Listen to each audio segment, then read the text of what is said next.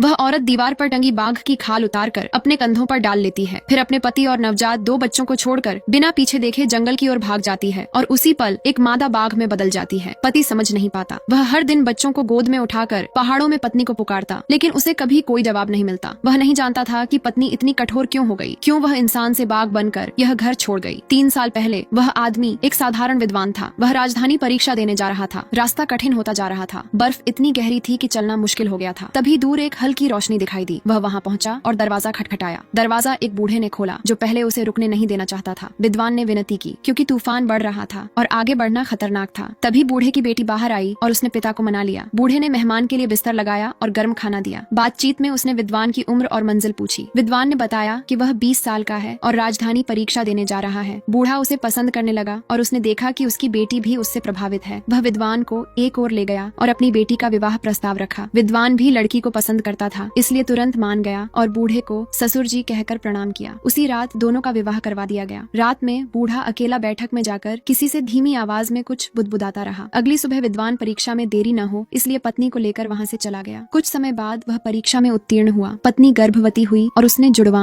एक लड़का और एक लड़की को जन्म दिया। पति बेहद खुश था, लेकिन पत्नी कुछ बेचैन रहने लगी। वह बोली, 2 साल हो गए, पता नहीं पिताजी कैसे होंगे। अगर उन्हें पता चले कि उनके नाती नातिन हुए हैं तो वे बहुत खुश होंगे। क्यों न अगले महीने उनसे मिलने चले। 1 महीने बाद वे फिर उस पहाड़ी झोपड़ी पहुंचे। दरवाजा खटखटाया, कोई नहीं बोला। दरवाजा खोला तो अंदर सब टूटा फूटा था, जैसे वर्षों से कोई नहीं रहा। बस दीवार पर टंगी एक बाघ की खाल बहुत ध्यान खींच रही थी। पत्नी अचानक कुछ मंत्र जैसे शब्द बोलने लगी। वन की आत्मा, पिता की विरासत, बेटी लौट आई है। इतना कहते ही उसने वह बाघ की खाल उतारी और अपने कंधों पर डाल ली। फिर तुरंत जंगल की ओर भाग गई और गायब हो गई। पति वहीं स्तब्ध रह गया। वह बच्चों को लेकर जंगल में पत्नी को पुकारता रहा, लेकिन कोई उत्तर नहीं मिला। तभी एक ग्रामीण आया और सच्चाई बताई। पत्नी और उसका परिवार इस जंगल के रक्षक देव बाघ थे। बूढ़े की मृत्यु के बाद अब पत्नी को उसकी जगह लेनी पड़ी।